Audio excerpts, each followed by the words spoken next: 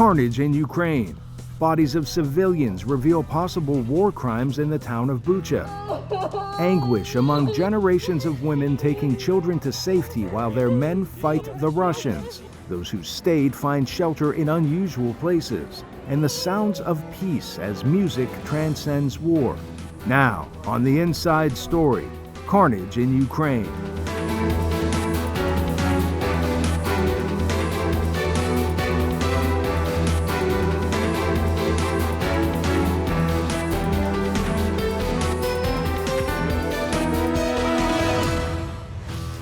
I'm Patsy Huswara, VOA White House Bureau Chief. President Joe Biden this week went out of his way to condemn Russia's President Vladimir Putin as a war criminal, prompted by images of what appears to be bodies with hands and feet tied, shot execution style. The grisly discovery in Bucha and the damage uncovered elsewhere in Kyiv came after Russian forces retreated from their positions near the capital city. We begin our coverage in Bucha, Ukraine, with VOA's Heather Murdoch, and we warn you, the images you're about to see are disturbing. This is Bucha in Ukraine. You may have heard over the weekend, Ukrainian forces took this town and all the towns surrounding Kyiv, and now no part of the Kyiv region is controlled or occupied by Russia. But as you can see, the violence here was considerable, and authorities say hundreds of civilians were found dead. Many of the bodies were found on the street. Right now, they are identifying the bodies and have identified 170 people, but there are still a lot of people to process. We actually witnessed authorities somewhat ceremoniously wrap up 6 bodies of people who had been shot and later burnt. Ukrainian authorities say the burning was potentially to cover up war crimes. At this time, they were taking those bodies, putting them in plastic bags to take to the experts to identify them. I'm Heather Murdoch, VOA News in Bucha, Ukraine. Ukrainian President Vladimir Zelensky in Bucha, less than 30 kilometers from the capital, where bodies lie motionless in the streets, some with hands tied behind their backs. It is very difficult to talk when you see what they have done here. People left in barrels, basements, having been strangled or simply tortured. These are war crimes, and they will be recognized by the world as genocide. The Pentagon says it's obvious Russia is responsible, with President Joe Biden on Monday condemning the brutality. And what's happening in Bucha is outrageous, and everyone's seen it. Up to Allah. Genocide? No, I think it is a war crime. What are you going to do about it, sir? Are you going to do more sanctions on Russia? I'm seeking more sanctions, yes. Russia has denied responsibility and called the images out of Bucha fake. After the Russian military had left, according to the plans and agreements, a fake video was staged that is now being spread through all media channels and social media by the Ukrainian representatives and their Western patrons.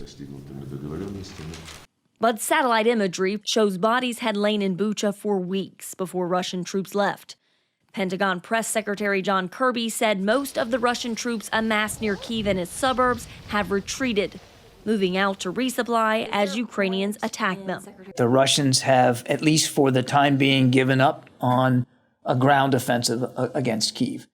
Western officials say Russia now appears ready to focus more on the Donbas region to the east, which has seen recent increases in Russian airstrikes and military maneuvers.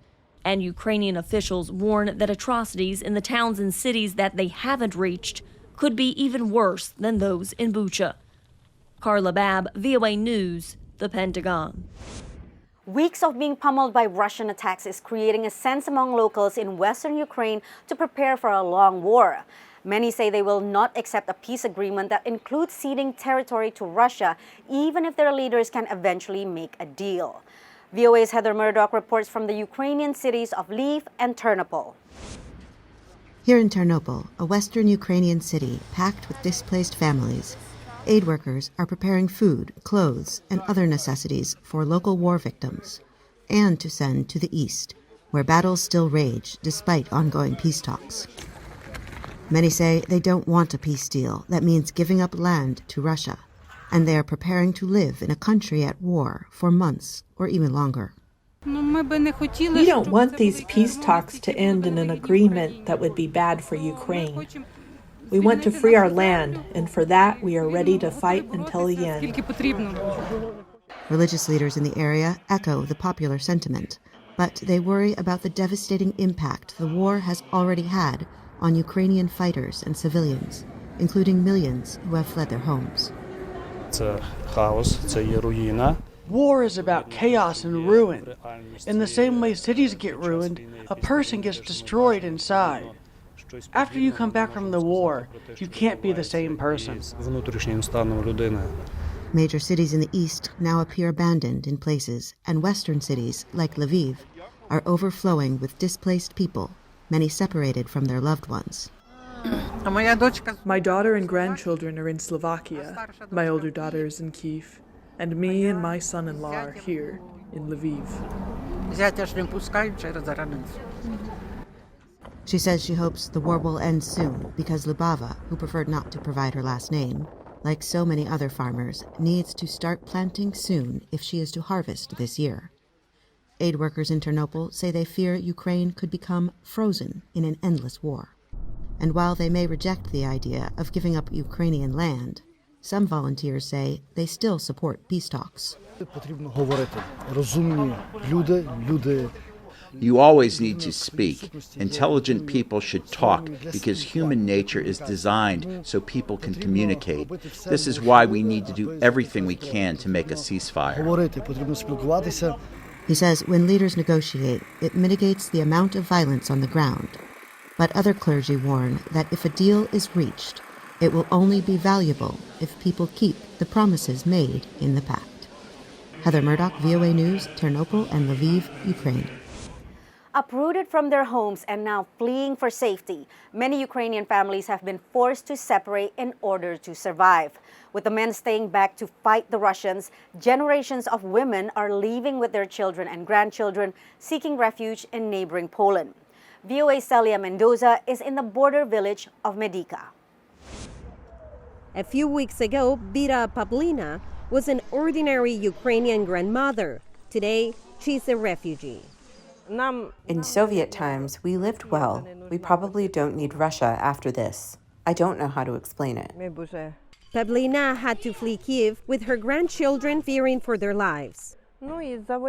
Because of the war, because of the bombs, because they're bombing Ukraine, shooting villages, they do scary things. Everyone went wherever they could. We tried to stick together, and now we have decided to save our children, our angels. It's not their fault. Yulia Usik is a mother of two. After surviving nearly 2 weeks of Russian attacks and bombings, Usik and her husband decided it was time to leave Kyiv. We were under attack and shelling for 13 days, and my husband told me to please get the children out because they were traumatized. My husband is in Kyiv. He's 33 years old. He promised he will come back for us.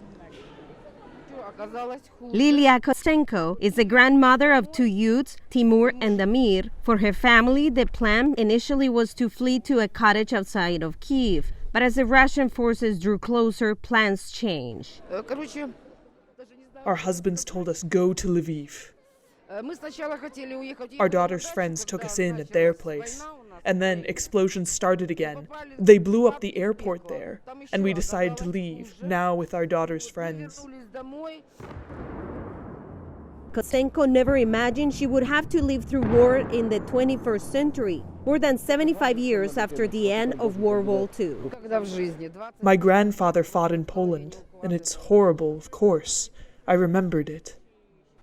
For Pavlina, it is like taking a trip back in history. I remember the state of the country, how the villages were at that time. 1954 was also hard, very hard. Oh God. We want peace and that the soldiers who are there can protect us. We just want everything to be fine and that there would be peace. Refugees tell VOA they hope to be able to go home one day with their kids and grandkids, whom they describe as young and resilient, and likely to recover from the trauma of war, if and when peace returns to Ukraine. Celia Mendoza, VOA News, Medica, Poland. While more than 4 million Ukrainians have fled the country, tens of millions of people remain in Ukraine, millions of them displaced. With massive damage to their property and homes, finding shelter has become an issue. VOA's Anna Kostushenko reports from the city of Lviv, where soccer stadiums have now been turned into refugee camps. A large stadium on the outskirts of Lviv was built to accommodate over 34,000 soccer fans. But since Russia's invasion of Ukraine, the stadium is serving as a refugee coordination center. Buses bring refugees from all over Ukraine. In just the first week, over 13,000 people came here. The life of every Ukrainian changed after February 24th. Olga Manko is the director of the Arena Lviv Stadium. Before the invasion, her job was to organize large-scale sporting events and concerts. But since the beginning of Russia's invasion, her main duty is assisting refugees. We help volunteers at humanitarian headquarters. We peel potatoes, we wash dishes, we cook. Many of the refugees who came here have already lost their homes. Irina is one of them. She came here from just outside Kyiv. We were waiting and waiting, but it only got worse. All the villages close to us were occupied by Russians. When she realized things were very unlikely to improve, Irina was forced to leave her home. Occupiers were locking people in the basements of their own houses. They were mocking people if they felt like it. They raped women. They do what they want. They could even kill the owner of the house. Refugee center coordinators say that in the first few days of the invasion, frightened people wanted to go abroad as soon as possible. Those who are arriving now, like Irina, are more willing to wait for the war to end at home or relocate to regions with little or no military action. We tried to accommodate people within the municipal infrastructure and territorial communities. I mean, those who plan to remain in Ukraine. The refugee reception center is half empty now, but volunteers operate on the assumption that invasion will go on, and additional beds are already being set up at the stadium. In case humanitarian corridors are open from Mariupol, Chernihiv, Sumy or Kharkiv, more people would go to Lviv. And then, of course, this hall would be crowded. Anna Kostyuchenko for Voice of America News, Lviv, Ukraine.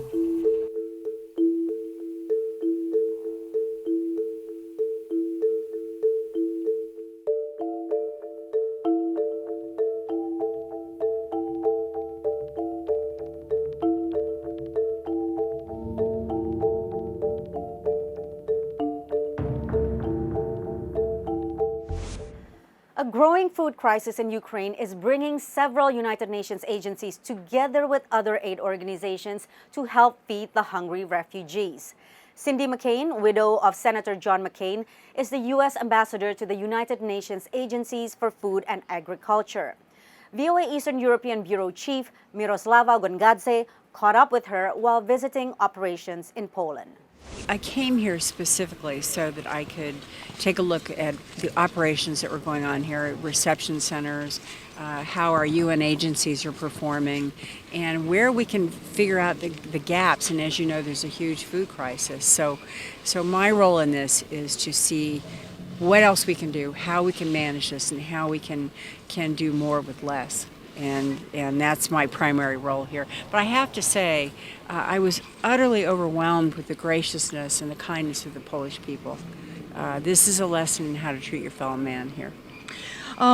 We have an enormous food crisis because of the war in Ukraine. Ukraine is one of the biggest agricultural country and deliver a lot of food specifically to the needs of African and then Middle East. How did we see the impact, and what the world is the world ready to do something about it? Well, the impacts, I mean, it's a ripple effect that goes around the world.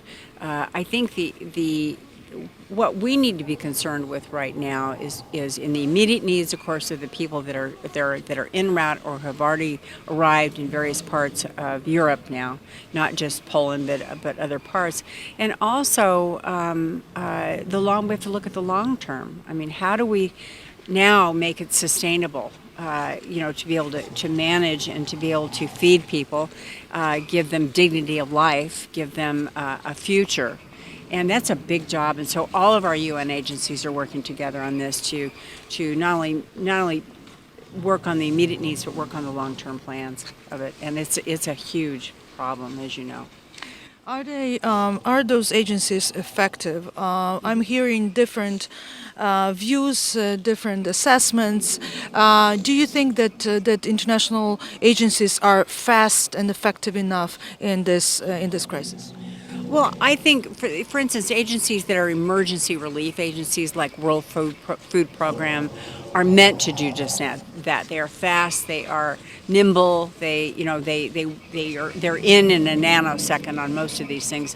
And the other agencies are long term, so of course it takes a little longer to gear up and to build up because each situation is different. Nevertheless, they all work together very well, and there's always room for improvement in wherever you are. But I think the UN's doing a marvelous job here.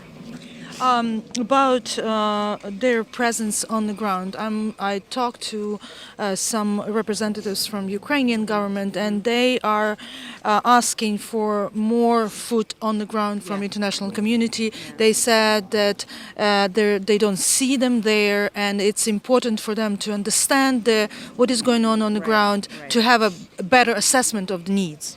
Well, I think there's more than you would think on the ground because every agency that I've spoken to while I've been here, there are people on the ground. But again, this is a tough area and things are dangerous. So there's a give and take as to how you commit your people and making sure that they're also safe. But I understand people's frustration. I also understand the urgency in all this because it is an urgent event and an urgent crisis. But I think, we'll see what happens. There is one person that can stop this, and it's Vladimir Putin. He can stop bombing and pull out.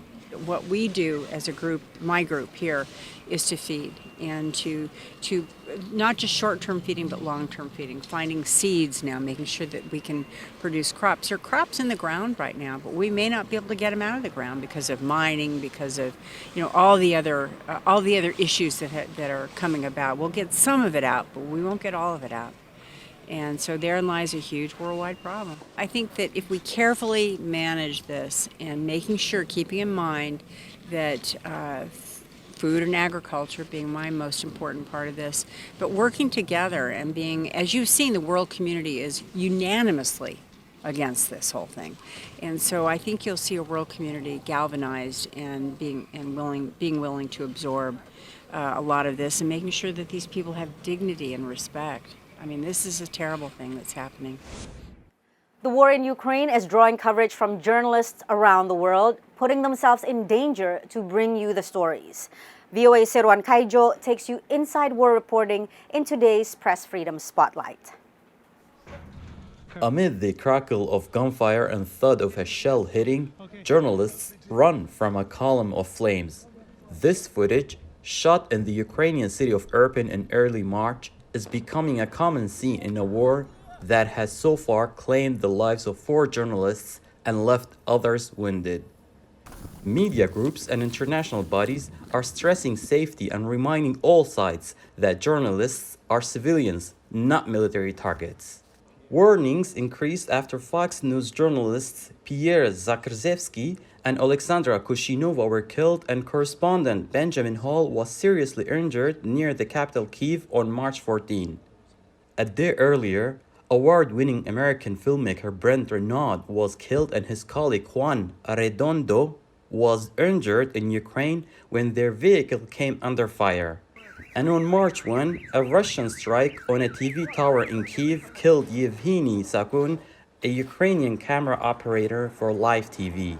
Journalists under international humanitarian law are civilians, and attacks on civilians are never acceptable, and targeted attacks on journalists in a conflict zone amount to a war crime.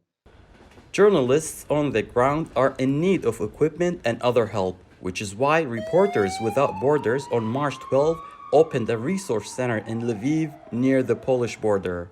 UNESCO is supporting those efforts, providing safety equipment and training resources. Keeping journalists safe is also the focus of the ACUS Alliance. The coalition of news organizations is sharing resources and knowledge to help local media. We are not an emergencies response organization, as many of our ACUS signatories and members are. But of course, the scale of what's happening is so great that we're doing our best to support, not only our members, but also the journalists on the ground. And we've been supporting in many different ways. Griffin says journalist deaths in Iraq and Syria should serve as a reminder for newsrooms to conduct proper risk assessments before sending reporters to Ukraine. Beyond dangers in Ukraine, Griffin says the International Press Institute is also documenting repression and censorship in Russia. We have two actually different and important situations going on. One is obviously the war on the ground in Ukraine and what that means for Ukrainian and foreign journalists covering the conflict. And on the other side, we have this immense wave of repression in Russia itself, targeting independent media. For those on the ground, the support could go a long way. Sirwan Kejo, VOA News, Washington. Before we go, we want to share the story of two musicians who are leaning on their love of music to manage the cruelty of war.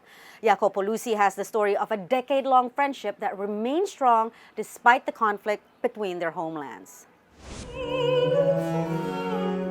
I just decided one day when I was 9 years old that I'm going to become a cellist, and this was the coolest thing I could do with my life. 31-year-old Valeria Shilokova is from Ukraine. She moved to the U.S. 20 years ago, but she still has her homeland in her heart.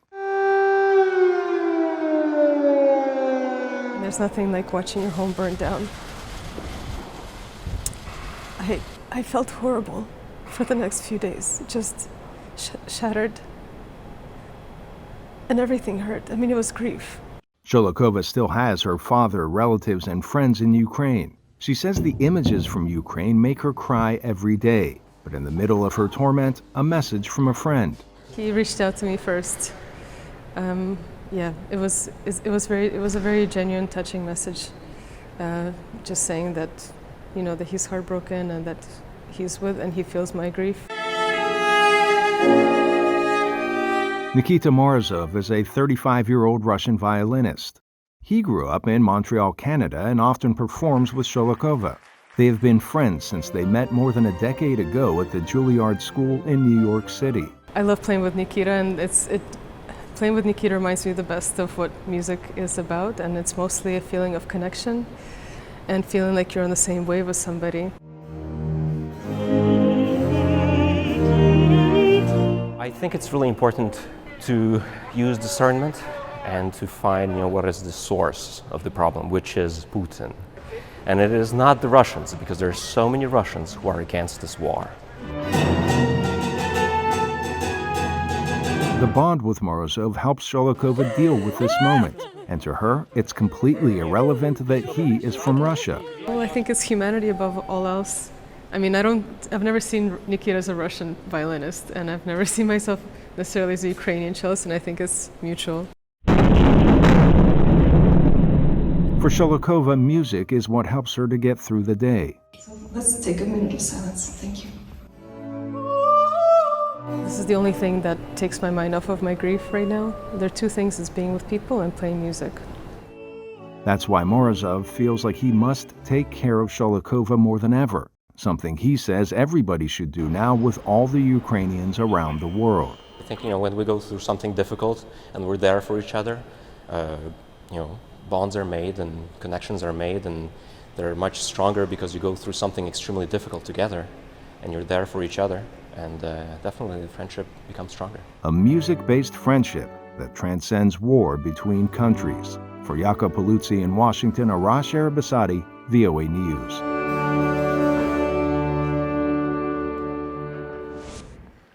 Follow me on Twitter at @PWidakuswara and follow VOA News on Instagram and Facebook. Stay up to date at our website, voanews.com. Thank you for being with us. See you next week on The Inside Story.